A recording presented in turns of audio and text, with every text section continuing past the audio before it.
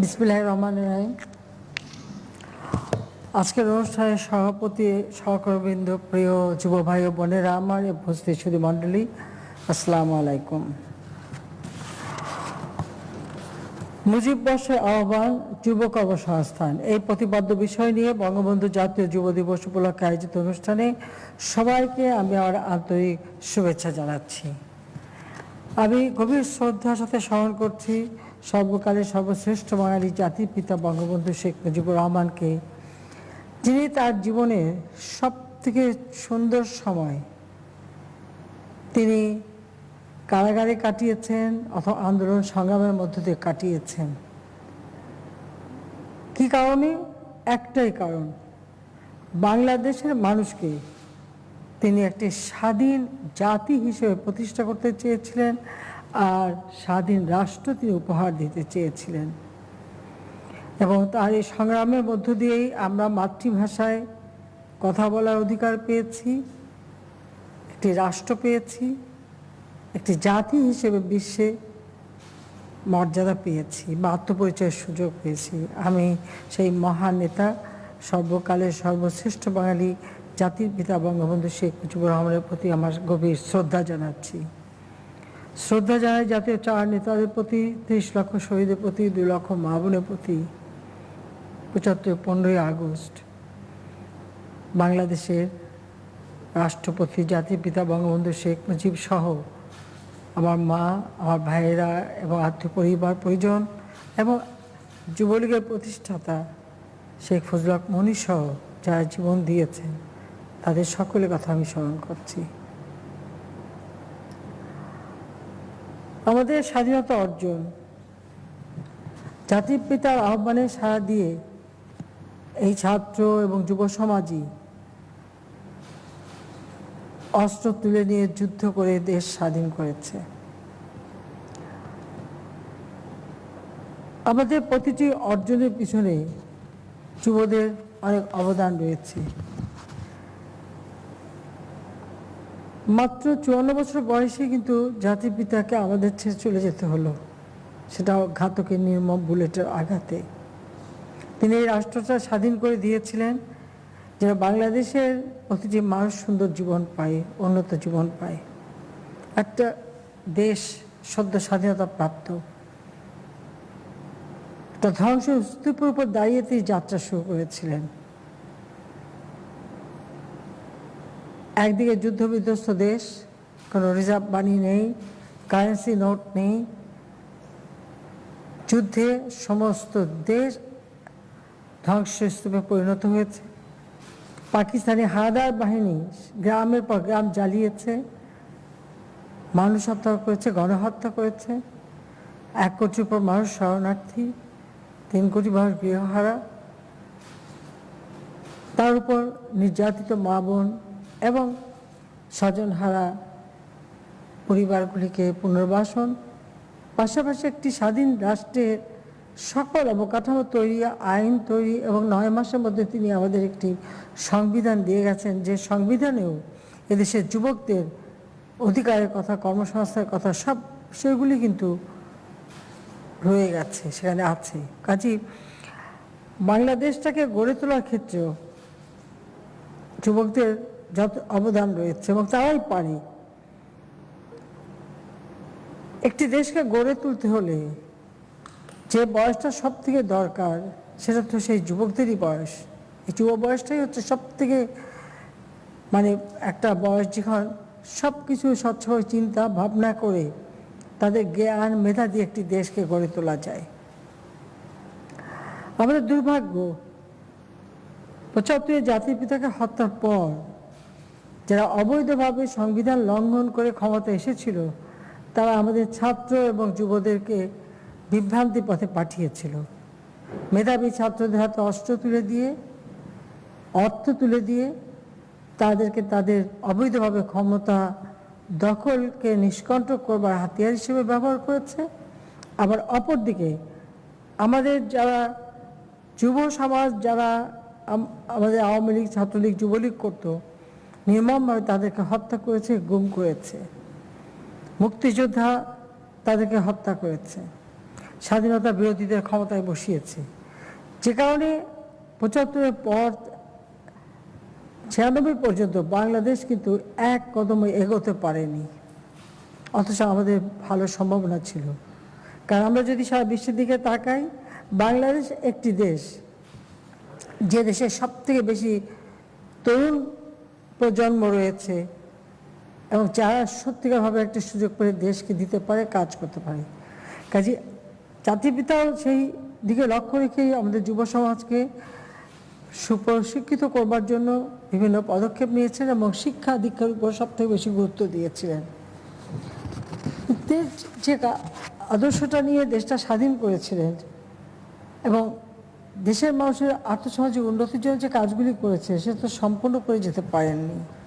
যদি তিনি বেঁচে থাকতেন, ৭৫ 15ই আগস্টের ঘটনা যদি বাঙালি জীবনে না ঘটতো, তাহলে স্বাধীনতার 10 বছরের মধ্যে বাংলাদেশ সারা বিশ্বে উন্নত সমৃদ্ধ দেশ হিসেবে গড়ে উঠতে পারত।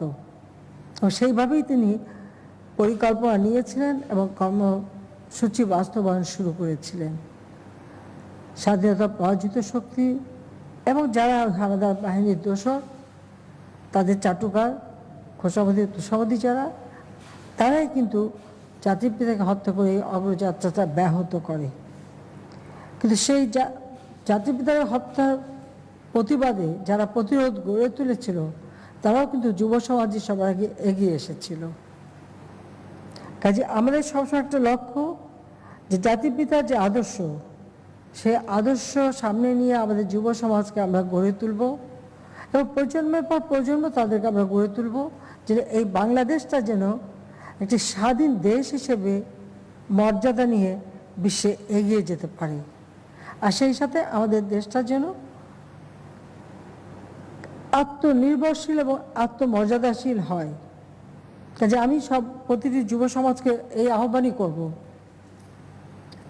কারণ এই বয়সটাই হচ্ছে কাজের বয়স, চিন্তার বয়স, মেধা বিকাশের সময়।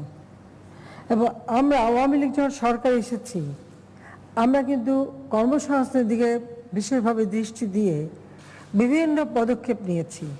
আপনারা যদি একটু দেখেন, আমাদের একটা টেলিভিশন মাত্র ছিল, একটা রেডিও ছিল, আর বেসরকারি খাত উন্মুক্ত করে দিই টেলিভিশন, রেডিও। মোবাইল ফোন মাত্র একটা কোম্পানি সীমিত আকারে সেটা চলতো, কোনো মানুষের কাছে মোবাইল ফোন ছিল না। কারণ বিএনপির এক মন্ত্রী, তার একটা কোম্পানি, সেখানে একটা মোবাইল ফোনের দাম ছিল 1,30,000 টাকা সেই যুগে, এবং ফোন করলে 10 টাকা পার মিনিট, ধরলেও 10 টাকা। সীমিত কিছু লোকই ব্যবহার করতে পারত। তো ওই বিএনপি কিছু অর্থশালী, এটা আর কারোর পক্ষে ব্যবহার করা সম্ভব ছিল না। তাছাড়া কোনো টেলিফোন ডিজিটাল ছিল না, সব অ্যানালগ ছিল। কিন্তু আওয়ামী লীগ সরকারে আসার পরেই কিন্তু আমরা এই উদ্যোগ নিই। কম্পিউটার শিক্ষা থেকে শুরু করে সমস্ত আধুনিক প্রযুক্তি জ্ঞান যাতে বিকশিত হয় তার ব্যবস্থা আমরা গ্রহণ করেছি। আমরা বহুমুখী শিক্ষা দেওয়ার জন্য বিশ্ববিদ্যালয়, স্কুল, কলেজ, ভোকেশনাল ট্রেনিং ব্যবস্থা, কারিগরি শিক্ষার ব্যবস্থা, প্রত্যেকটা উপজেলা পর্যায় পর্যন্ত আমরা কারিগরি স্কুল এবং ইনস্টিটিউট তৈরি করে দিচ্ছি, যেন আমাদের ছেলেপেলেরা লেখাপড়ার সাথে সাথে যেন তারা সত্যিকারভাবে দক্ষ জনশক্তি হয়ে গড়ে উঠতে পারে, যাতে তারা নিজেরা কাজ করতে পারে, পর মুখোমুখি না হয়। সেটাই হচ্ছে আমাদের লক্ষ্য। আমরা সেইভাবেই কিন্তু প্রতিটি পদক্ষেপ নিচ্ছি। কারণ আমি এর কথা মনে করি যে আমাদের দেশটা ভবিষ্যতে কারা পরিচালনা করবে, আজকে যারা তরুণ যুবক, আগামীতে তারাই করবে। আওয়ামী লীগ সরকার আসার পর থেকেই কিন্তু আমরা বিভিন্ন কর্মসূচি বাস্তবায়ন করে যাচ্ছি। আজকে বাংলাদেশ যদি একটু আপনার পিছনে ফিরে তাকান, যতদিন ৭৫-এর পর থেকে 21 বছর, আর তারপরে মাঝখানে 8টা বছর, 2001 থেকে 2008, আমাদের এই সময়টা নষ্ট হয়ে গেছে। 96 থেকে 2001 পর্যন্ত আমি যখন সরকার ছিলাম, আমি কর্মসংস্থান ব্যাংক তৈরি করে দিয়েছিলাম। বিনা জামানতে একজন যুবক যেন ঋণ নিয়ে ব্যবসা বাণিজ্য করতে পারে, নিজের পায়ে দাঁড়াতে পারে, সেই সুযোগ আমরা সৃষ্টি করেছিলাম এবং তাদের ট্রেনিংয়ের ব্যবস্থা আমরা করেছিলাম। সেই সাথে সাথে যারা বিদেশে যাবে, ঘর বাড়ি জমি যে বিক্রি করে যেতে হয় সে যাতে না করতে হয়, প্রবাসী কল্যাণ ব্যাংক করে দিয়েছি, সেখান থেকে ঋণ নিয়ে যেতে পারে, এমনকি বিনা জামানতেও ঋণ পেতে পারে। রেজিস্ট্রেশন করার ব্যবস্থা করেছি। আমরা ডিজিটাল বাংলাদেশ করবার যে ঘোষণা দিয়েছিলাম 2008-এর নির্বাচনী ইশতেহারে, কারণ 96 সালে আমরা কম্পিউটার এবং তার সব কিছু থেকে আমরা বিভিন্ন ট্যাক্স প্রত্যাহার করে সেগুলি আমরা কাজে ব্যবস্থা করি। আমরা বেসরকারি খাতে যাতে হাসপাতাল তৈরি হয় তার ব্যবস্থা করি। বেসরকারি খাতে বিমান চলাচল, হেলিকপ্টার চলাচল থেকে শুরু করে অর্থাৎ ব্যাংক, বিমা সব কিছু একটা উন্মুক্ত করে দিয়েছিলাম এই জন্য যে যত বেশি বিনিয়োগ হবে তত বেশি কর্মসংস্থানের ব্যবস্থা হবে, তত বেশি আমার যুবকরা কাজে পাবে, তাদের বেকারত্বের অভিশাপ নিয়ে বসে থাকতে হবে না। সেদিকে লক্ষ্য রেখেই কিন্তু আমাদের এই সকল পদক্ষেপ। এবং আমরা আজকে সারা বাংলাদেশে আমরা ডিজিটাল সেন্টার করে দিয়েছি। সেখানে কিন্তু উদ্যোক্তা একটি ছিল, একটি মেয়ে, এইভাবে যাতে করে প্রত্যেকে সেখানে কিছু কাজ পাবে এবং একটাকে কেন্দ্র করে আরও অনেক মানুষের কর্মসংস্থান যাতে হয় সেদিকে ব্যবস্থা আমরা নিয়েছি। এবং আমাদের সরকারের একটা নীতিমালা হচ্ছে যে শুধু আমরা রাজধানী ভিত্তিক উন্নতি করি না, আমাদের উন্নয়নটা হচ্ছে একবারে গ্রাম ভিত্তিক। কাজে আমরা প্রত্যেকটা শহরকে সার্বিকভাবে উন্নত করে সকল প্রত্যেকটা গ্রামকে উন্নত করে গ্রামের মানুষ যেন শহরের সব ধরনের সুযোগ সুবিধাটা পায়, আমরা সেইভাবে কিন্তু বাংলাদেশকে গড়ে তুলছি। অর্থাৎ গ্রামীণ জনগোষ্ঠী তারা শহরের সব সুবিধা পাবে এবং উন্নয়নটা সব জায়গায় সমানভাবে হবে। সে ব্যাপক হারে রাস্তাঘাট আমরা করে দিচ্ছি। আজকে বিদ্যুতের জন্য হাহাকার ছিল, বিদ্যুৎ উৎপাদন বাড়িয়ে আজকে 97% মানুষ বিদ্যুৎ পাচ্ছে। মুজিব বর্ষে আমাদের লক্ষ্য প্রত্যেকটা ঘরে ঘরে আমরা আলো জ্বলবো এবং 97% এখন আপনারা বিদ্যুৎ দিতে পারছি। ইনশাআল্লাহ 2021 সালে স্বাধীনতা সুবর্ণ জয়ন্তী যখন আমরা পালন করব, প্রত্যেক ঘরে আমরা বিদ্যুৎ দিতে পারবো।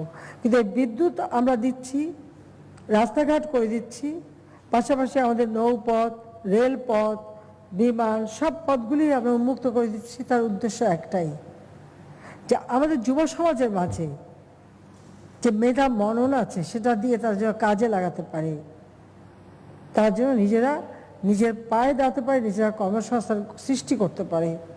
শুধু একটু দুই পাতা পড়েই চাকরির পিছনে ছুটোছুটি না, নিজেরা কাজ করে আরও 10 জনকে চাকরি যেন দিতে পারে, সেই ধরনের চিন্তাভাবনা নিয়েই কিন্তু আমরা পদক্ষেপ নিচ্ছি।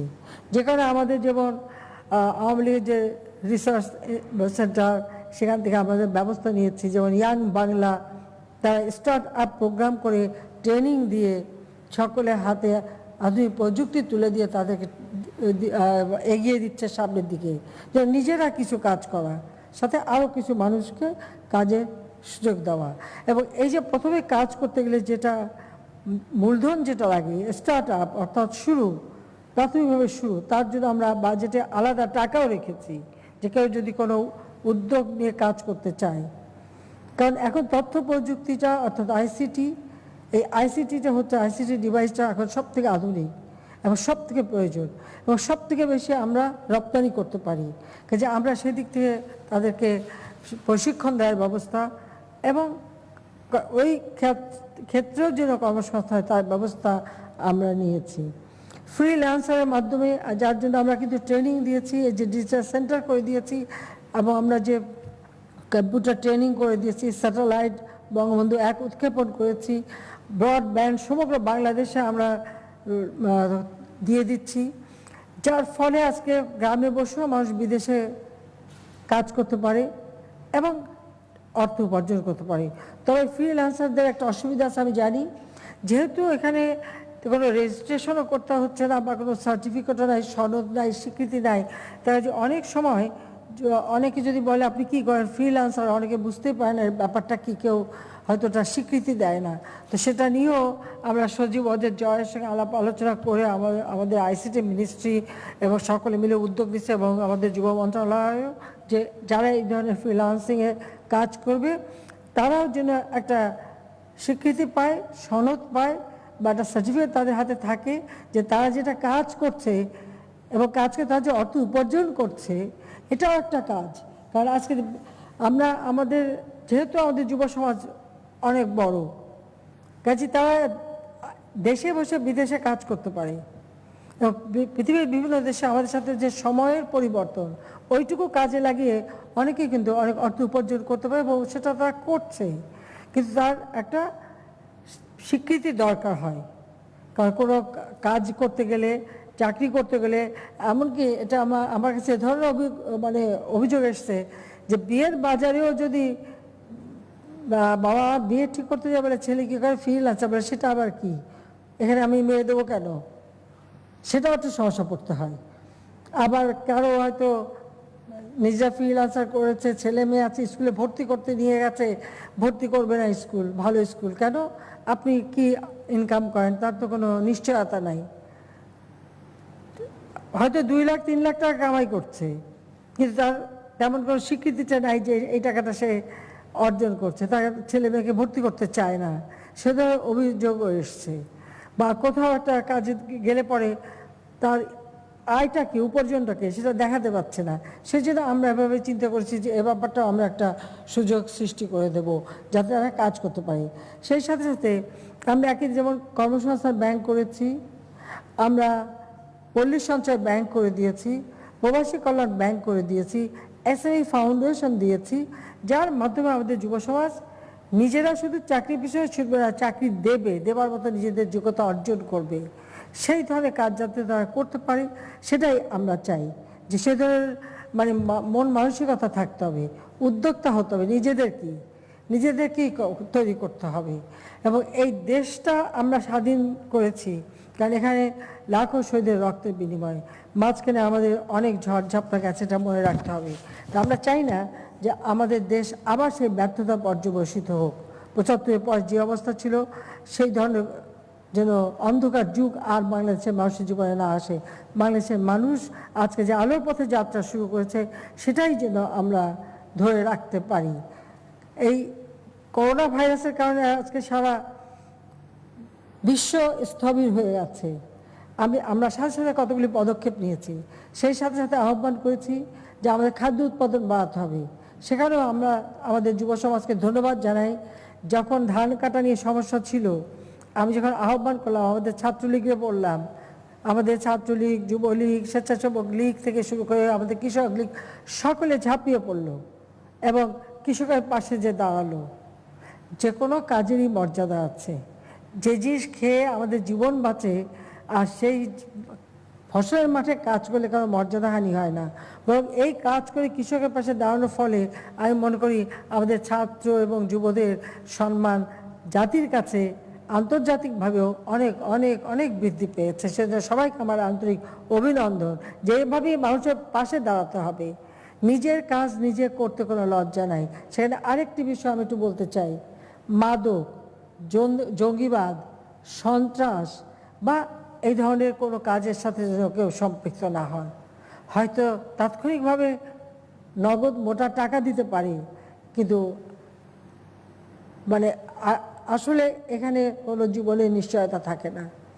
আর এর বিরুদ্ধে আমাদের যে কঠোর অবস্থান, যে মাদক, সন্ত্রাস, জঙ্গিবাদ, দুর্নীতি, এর বিরুদ্ধে আমাদের অবস্থানটা কিন্তু খুব কঠোর থাকবে, এটা মাথায় রাখতে হবে। সব জায়গায় একটা জবাবদিহিতে থাকতে হবে এবং দেশকে ভালোবাসতে হবে, দেশের মানুষের প্রতি একটা দায়িত্ববোধ থাকতে হবে এবং এই দায়িত্ববোধটা নিয়েই কিন্তু আগামী দিনে চলতে হবে, সেটাই আমরা চাই। আমরা কারিগরি শিক্ষাকে বেশি গুরুত্ব দিয়েছি এই কারণে যে কারিগরি শিক্ষা হলে পরে দেশে বিদেশে কাজ করার সুযোগ হয়। সেখানেও আমার যুবকদের প্রতি একটি আহ্বান থাকবে, কারণ আমরা জানি অনেক সময় দালালদের খপ্পরে পড়ে জমি জমা বিক্রি করে দিয়ে লক্ষ লক্ষ টাকা দিয়ে বিদেশে ছুটে যায় সোনার হরিণ ধরতে, তারপরে দেখা যায় যে সেখানে তো না কাজ পাওয়া যায়, না চাকরি পাওয়া, অকাতরে জীবনটা দিতে হয়। বাবা মা ভাই বোন তাদের কি অবস্থাটা দাঁড়ায়, অথচ এটা কিন্তু প্রয়োজন নেই। আমরা বিদেশে পাঠানোর জন্য প্রত্যেকটা আমাদের ডিজিটাল সেন্টার সমগ্র বাংলাদেশে রেজিস্ট্রেশনের ব্যবস্থা করা আছে। কর্মসংস্থান ব্যাংকের মাধ্যমে এবং কর্মসংস্থান প্রবাসী কল্যাণ মন্ত্রণালয়ের মাধ্যমে কোথায় চাকরি, সঠিক চাকরি কিনা, বেতন আছে কিনা, বেতন পাবে কিনা, প্রতারণার শিকার হচ্ছে কিনা, সেগুলির তথ্য নেওয়ারও সুযোগ এখন আছে। কারণ তথ্য প্রযুক্তির যুগে আজকে বিশ্বটা একটা গ্লোবাল ভিলেজ, একটা ছোট্ট জায়গা, সেখান থেকে সব খবর পাওয়া যায়। তো সেটা নিশ্চিত হয়ে কিন্তু এই সোনার হরিণ ধরার জন্য বিদেশে পাড়ি না জমানোই ভালো, যেতে হলে সব কিছু জেনে যাওয়া ভালো। আর তাছাড়া আমাদের নিজের দেশে আমি কর্মসংস্থান ব্যবস্থা করে দিচ্ছি, সমগ্র বাংলাদেশে 100টা অর্থনৈতিক অঞ্চল করে দিচ্ছি। আমাদের যেহেতু মাটি উর্বর, আমাদের ফসল আমরা উৎপাদন করতে পারি। আজকে মিঠা পানির মাছ উৎপাদনে বাংলাদেশ বিশ্বে 2য় স্থান অধিকার করে আছে। আজকে ধান বা খাদ্যশস্য বা দানাদার শস্য উৎপাদনে আমরা 3য় স্থান অধিকার করে আছি। আমাদের মানে যেটা জাতিপিতা বলতেন যে আমাদের মাটি এত উর্বর যে একটা বীজ ফেললেও গাছ হয়, গাছ হলে ফল হয়, এদেশের মানুষ কেন না খেয়ে কষ্ট পাবে। তা আমাদের যে কোনো একটা উদ্যোগটাই কিন্তু কাজে লাগে এবং আমরা এটা চাই আমরা যে খাদ্য প্রক্রিয়াজাত শিল্প গড়ে তোলা বা যে কোনো ধরনের কৃষি প্রক্রিয়াজাত শিল্প গড়ে তোলা, অর্থাৎ যে কোনো বিদেশে যা আমরা পাই। আর আইসিটিটা তো এখন সব থেকে বেশি মানে মূল্যবান। আমরা প্রত্যেকটা স্কুলে এখন সেখানে আমরা কম্পিউটার ল্যাব করে দিচ্ছি, আমরা বিভিন্ন ট্রেনিংয়ের ব্যবস্থা করে দিচ্ছি, আমরা প্রত্যেকটা মানুষকে আধুনিক প্রযুক্তির শিক্ষা দিয়ে দিচ্ছি। কাজে এই শিক্ষাটা নিয়ে যথাযথভাবে সেটা কাজে লাগাতে পারলেই কিন্তু কারো আর ওই বিদেশে ওভাবে ছুটোছুটি করে যেতে হবে না, কারণ আর এই প্রতারণার শিকারও হতে হবে না। আমাদের ন্যাশনাল সার্ভিস কর্মসূচি আমরা বাস্তবায়ন করে তার মাধ্যমে আমরা যুবকদেরকে কর্মসংস্থানের সুযোগ সৃষ্টি করে দিচ্ছি এবং এ পর্যন্ত আমরা পর্যায়ক্রমিকভাবে সমস্ত উপজেলাই করব, কিন্তু যেসব এলাকাগুলি সব থেকে দরিদ্র ছিল সে এলাকাগুলিতে আমরা দিচ্ছি এবং আমরা ধীরে ধীরে প্রায় সারা বাংলাদেশেই এই ন্যাশনাল সার্ভিসের মাধ্যমে একটা ট্রেনিং এবং তারপরে সেখানে কাজের ব্যবস্থা। আমরা সমগ্র বাংলাদেশে কমিউনিটি হেলথ ক্লিনিক করে দিচ্ছি, সেখানে অনেক মানে যুবরা কাজ পাচ্ছে, যুব মহিলারা কাজ পাচ্ছে, সেটাও কর্মসংস্থান একটা সৃষ্টি করা, সেদিকে লক্ষ্য রেখেই কিন্তু আমরা এই কাজগুলি করে দিচ্ছি। এবং ন্যাশনাল সার্ভিস কর্মসূচি চালু করার ফলে আজকে তার যেমন একটা ট্রেনিং হচ্ছে, একটা ভাতা পাচ্ছে, তারপরে পরবর্তীতে যেহেতু অভিজ্ঞতা সঞ্চয় হচ্ছে, সাথে সাথে একটা অস্থায়ী চাকরি প্রথম পাচ্ছে, আবার স্থায়ী চাকরিরও একটা সুযোগ সৃষ্টি হচ্ছে। কাজে সেই সুযোগটা সকলে গ্রহণ করবেন, সেটাই আমরা চাই। আমাদের তরুণ সমাজ আমি মনে করি যে আসলে যদি ভালোভাবে ট্রেনিং করানো যায় তাহলে অনেক মেধার পরিচয় তারা দিতে পারে। আমরা বিভিন্ন জায়গায় আমরা যেমন হাইটেক পার্ক করে দিচ্ছি, আমরা সফটওয়্যার টেকনোলজি পার্ক করে দিচ্ছি, IT training and incubation centre স্থাপন করছি। এতে লক্ষ লক্ষ ছেলে মেয়ে ট্রেনিং নিচ্ছে এবং তাদের কর্মসংস্থান হচ্ছে। এসব সেন্টারও যেমন কাজ পাচ্ছে, আবার এটা দিয়ে তারা নিজেরা ব্যবসা বাণিজ্য করে নিজেদের কাজ করবারও একটা সুযোগ পাচ্ছে। আর এই আধুনিক প্রযুক্তিটাই এখন সবথেকে বেশি প্রয়োজন, যা আমাদের দেশকে আরও এগিয়ে নিয়ে যাবে। প্রযুক্তি ব্যবহারের মাধ্যমে আধুনিকভাবে আমরা দেশকে এগিয়ে নিয়ে যেতে পারবো। কাজে আমরা সরকারে আসার পর এ পর্যন্ত প্রায় 2 কোটির মতো আমরা যুবক এবং যুব মহিলাকে কাজের ব্যবস্থা করে দিয়েছি, কর্মসংস্থানের ব্যবস্থা করেছি, চাকরি দিয়েছি। বিদেশেও সবথেকে বেশি আমরা কর্মী প্রেরণ করেছি। কাজে আমাদের লক্ষ্যটা হচ্ছে দেশকে এগিয়ে নিয়ে যাওয়া। তবে হ্যাঁ, এটা ঠিক যে একটা সমস্যা এখন আমরা দেখতে পাচ্ছি যে এই করোনা ভাইরাসের কারণে সব কিছু একটা স্থবিরতা এসে গেছে। এমনকি খেলাধুলা, সংস্কৃতি চর্চা বাংলাদেশ অনেক পিছিয়ে ছিল, এখন সেখানে কিন্তু বাংলাদেশ পিছিয়ে থাকেনি। প্রতিটি খেলাধুলায় কিন্তু বাংলাদেশ সেই ক্রিকেট হোক, ফুটবল হোক, এমনকি আমাদের মেয়েদের, ছেলেদের সব ক্ষেত্রেই কিন্তু বাংলাদেশ এগিয়ে যাচ্ছিল। কিন্তু করোনা ভাইরাস সব কিছুই যেন একটা স্থবির করে দিয়েছে। সবথেকে দুঃখজনক হচ্ছে আমাদের ছাত্রছাত্রীরা স্কুল, কলেজ, ইউনিভার্সিটিতে যেতে পারছে না। তো সেটা আমাদের সারা বিশ্বব্যাপী এই অবস্থার সৃষ্টি হচ্ছে। তারপরেও আমরা সংসদ টেলিভিশনের মাধ্যমে ক্লাসগুলি চালাচ্ছি এবং চেষ্টা করে যাচ্ছি। আর আমি এটাও বলবো সবাই যার যার পড়াশোনা নিজেরা একটু করতে হবে, বাবা মাও সেটার জন্য দেখে। আর খেলাধুলার প্র্যাকটিসটাও যেন ধীরে ধীরে একটু থাকে, সেই সুযোগটা আমরা সৃষ্টি করে দিচ্ছি। আর বর্তমানে আবার আপনারা জানেন যে বিশ্বব্যাপী সেই করোনা ভাইরাসের একটা প্রাদুর্ভাব ব্যাপকভাবে দেখা দিচ্ছে। এখন ইউরোপের অনেক দেশ, ইংল্যান্ড থেকে শুরু করে ইউরোপের বিভিন্ন দেশ ইতিমধ্যে লকডাউন ঘোষণা দিয়েছে। আমাদের সবাইকে একটু সুরক্ষিত থাকতে হবে। যে কোনো কাজে সবাই মাস্ক ব্যবহার করবেন। আমি হয়তো মাস্ক ছাড়া বক্তৃতা দিচ্ছি, আপনারা ভাবছেন যে আমি মাস্ক ছাড়া, কিন্তু আমার আশেপাশে কিন্তু বেশি লোক নাই, কেউ নাই, সবাই এত দূরে। কাজে সেই দূরে দূরে সবাই থাকা, যখন মানুষের কাছে বা একসাথে বসা বা কোনো জায়গায় যাওয়া, তখন মাস্কটা ব্যবহার করবেন।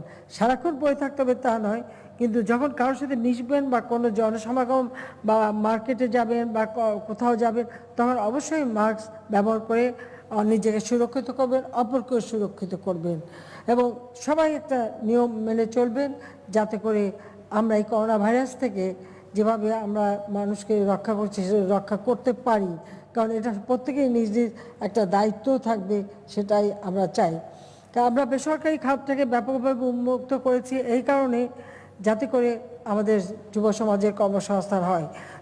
আর করোনা ভাইরাসের এই অবস্থা মোকাবেলা করার জন্য আমরা যে প্রণোদনা প্যাকেজ দিয়েছি, সেটা দিয়েছি যেন আমাদের অর্থনীতির গতিটা অব্যাহত থাকে।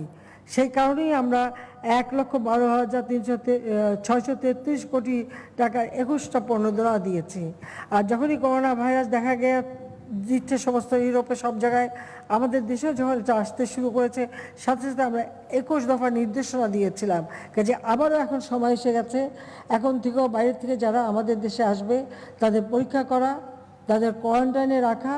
এটা আমাদের সেই এয়ারপোর্ট থেকে শুরু করে প্রত্যেকটা পোর্টে এখন থেকে আবার সে আগের মতো ব্যবস্থা নিতে হবে, যে কেউ ঢুকতে গেলেই করোনা ভাইরাস নিয়ে ঢুকছে কিনা এটা পরীক্ষা করতে হবে। কারণ আমার দেশের মানুষকে মানে তাদের সুরক্ষাটা আমাদের নিশ্চিত করতে হবে। আমি আশা করি সেটা আপনারা করবেন।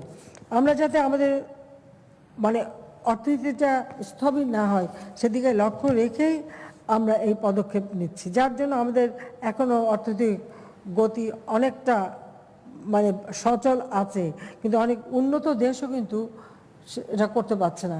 তাছাড়া আমাদের অনেকগুলি মেগা প্রজেক্ট, সেগুলো এগিয়ে যাচ্ছে, যেমন পদ্মা সেতুর কাজ দ্রুত এগিয়ে যাচ্ছে, আমাদের রূপপুর পারমাণবিক বিদ্যুৎ কেন্দ্র, কর্ণফুলী নদীর নিচে টানেল, আমাদের মেট্রো রেল থেকে শুরু করে রাস্তাঘাটের কাজ, বিভিন্ন অবকাঠামো উন্নয়নের কাজ, সেগুলি কিন্তু আমরা অব্যাহত রেখেছি।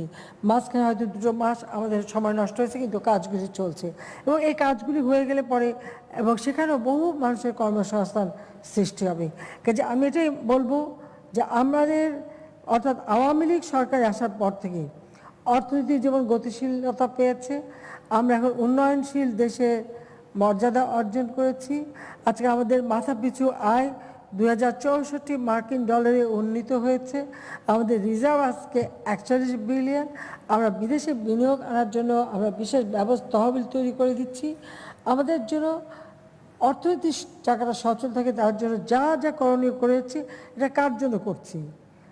আজকে যারা যুবক আগামী দিনে এই দেশের কর্ণধার হবে, আবার আজকে যে শিশুটা জন্ম নিল তার ভবিষ্যৎটা যেন উন্নত হয়, সেই বিষয়টা চিন্তা করেই আমাদের এই সমস্ত পদক্ষেপ আমরা নিচ্ছি।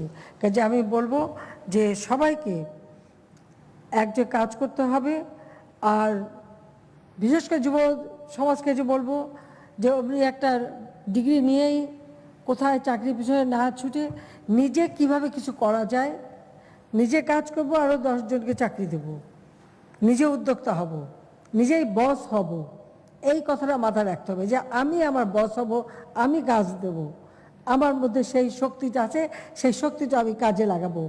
এই চিন্তাটা মাথায় যেন থাকে আমাদের যুবকদের। আমরা তো বিরুদ্ধে হয়ে গেছি, আমাদের তো সময় শেষ, কিন্তু যুবকরাই তো আসলে দেশের প্রাণ সঞ্চার করবে। কাজে সেইভাবেই আমাদের তরুণ প্রজন্ম এগিয়ে যায় এবং আমি সেটাই চাই। এই কথা বলে আমি যুব দিবস 2020, যেটা বঙ্গবন্ধু জাতীয় যুব দিবস 2020, এর যে কর্মসূচি সফল হোক এবং এই বঙ্গবন্ধু জাতীয় যুব দিবস 2020-এর শুভ উদ্বোধন আমি ঘোষণা করছি এবং এর সাফল্য কামনা করছি এবং সকল যুবকদের জীবন মান উন্নত হোক, সেটাই আমি চাচ্ছি। সবাইকে আন্তরিক ধন্যবাদ। জয় বাংলা, জয় বঙ্গবন্ধু, বাংলাদেশ চিরজীবী হোক।